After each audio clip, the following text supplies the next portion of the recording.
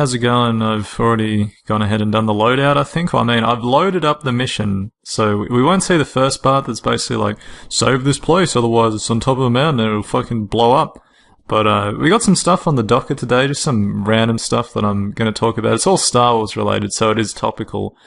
Just like, I don't know much about the game, but it's all kind of speculative.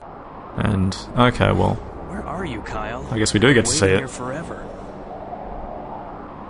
Well, I can't wait around. I've got to do something. Yeah, well, it wasn't exactly the longest cutscene of all time, was it? I'm just going to turn down my sound in a second, because my headset's a bit too loud. Alright, so a lot of a person that keeps being brought up in the story is someone called Marka Ragnos, right? You're wondering who he is. There's nothing on the sides here. I've actually gone and checked before, so... And then in here, there's... I guess there's things that look similar to these that we have to deactivate.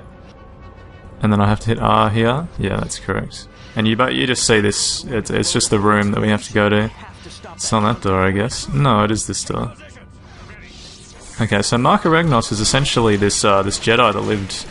I'm not sure where this story falls in chronologically. I know back in Star Wars Knights of the Old Republic he lived like 5,000 years ago or something like that, so if this is significantly after that, it could even be like 20,000 years after right now, I'm not entirely sure. Up here is... You can shoot these things. If you walk into them, you die. I might, after we get a checkpoint, I might actually walk into one just to show you what it looks like. And out here, okay, so the last time I was really lost, so I didn't know where to go, because I thought those things were just fucking impossible to traverse, so I thought you had to get to like a panel or something to deactivate them. So anyway, Marka Ragnos, so we've got some new enemies here. I'll just cut them up, because it's just easier that way. They're like stealth enemies, but you can see them, right? He's like this 5,000-year-old Sith Lord. What does he do? He was one of the dudes that kind of started the golden age of the Sith, which...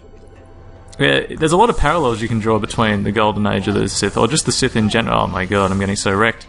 Between the Sith in general and people like the Fire Lord out of Avatar, and the Lich King out of World of Warcraft, because there always needs to be a... What did I just do? I should heal up, and as you can see, the force heal that I have kind of is a dot. I would take out these things, but it's easier just to roll under them, and it's, you know, saves some time. So there always needs to be a Sith Lord, as far as I'm aware. I've done a little bit of research on it, but I don't really know too much. But Marka Ragnos was essentially one of the strongest fucking Sith Lords of all days. His weapon of choice, though, it wasn't a lightsaber like Sith Lords and Jedis use these days. It was actually just some kind of alloy that conducted force power. It was pretty sweet. And then the people after him, the guy that took over him, I think his name was like, what was his name? I don't know, honestly, it doesn't really matter. But he took over, and he used a very, very similar weapon. Oh, that's pretty sweet. I didn't realise I could do like a rolling stab attack like that. That's awesome. I need a security key. Didn't I just pick one up? I'm supposed to pick one up from one of these guys in the room down here, I'm pretty sure. I'm gonna just walk under this. And then, I was also gonna okay, yeah, exactly, that guy. I was also gonna talk about other strong people that were in the series, namely, well, some of the strongest people that I came across were Darth Revan. He's out of the Star Wars Knights of the Old Republic series. He's a pretty integral character, and one of the reasons he is so powerful is because of his incredible affinity for using both sides of the Force. He's not like tied down to being dark side or light side. He's like all around good. Down that way is like an exit to get back to where we started, so we don't really need to go there right now. That's where we were, and that is also where we were. Excuse me? I don't remember that happening last time. And Darth Revan is, yeah, absurdly powerful, but he's up there with Marka Ragnos, actually. And then one of the strongest person known in the Star Wars universe that actually isn't canon anymore, like he's not even... not being canon is essentially considered, like, fan-made now, because he's just so absurdly powerful, is Star Killer, aka Galen Malik, or Galen Marek? I can't actually remember off the top of my head, but he's, they call him Star Destroyer or Star Killer, because within the series, if you remember back in the actual movies, down there's a secret area, but it's just like a health pack. And secret areas in this game, basically, there's just like health packs or shield boosters, or sometimes... Did I pick up a key card? Excuse me? I did. I thought I did from down to the right. They're essentially just areas. I think there's one right down here, and I can kind of just showcase. No, there isn't. But this is basically what secret areas are. They end up giving you weapons or like pickups or something that can help you along the way. They're not necessary by any means, but they're kind of nice just to have, I guess. Anyway, what was I talking about? Fucking Garen Malik, the apprentice of Darth Vader within the Force Unleashed game. So it's obviously not canon because did Darth Vader have an apprentice? I'm not entirely sure off the top of my head. He might have done. He was a pretty successful Jedi or Sith Lord. And then what did he do? He fucking, if you can remember out of the series, Yoda, he fucking like pulled an X-wing out of a swamp. That was pretty impressive, and so did Luke.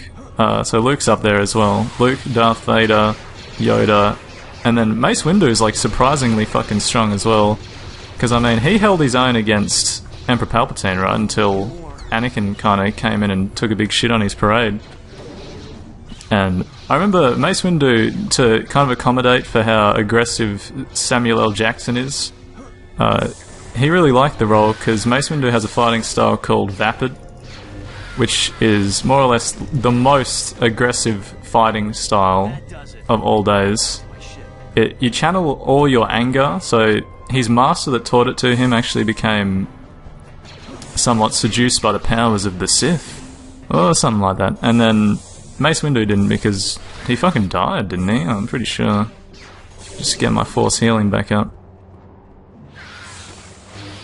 I had a train of thought here, right, Star fucking Killer. They call him Star Killer because he didn't fucking lift an X-Wing out of a swamp. He pulled a Star Destroyer, a 1 million ton hunk of metal out of the space, out of the sky, and crashed that motherfucker.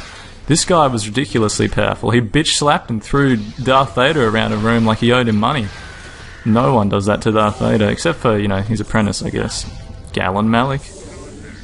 You know, man, Force Heal is fucking sick right at the moment, but apparently later on, according to Little Dude, he's Force Heal becomes a big stinking pile of my dongarino.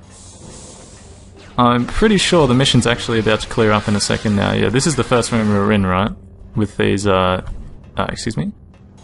these green rooms. Yeah, we're back out the front here. I was actually going to do a sweet-as jump this mission, but it turns out I could just go around. Remember at the start, the first thing that we grabbed? Yeah, I was going to do a sweet-as jump and escape through there.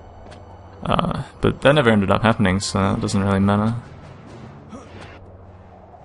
I think that's actually just the end of the mission, and then once again... Sorry I never made it to Bakura. You seem to handle yourself okay, though. Yeah, thanks. Can I get him to be salty? No, but I can get Luke to be salty. We have been receiving numerous reports of a Sith cult called the Disciples of Ragnos appearing all over the galaxy. Okay.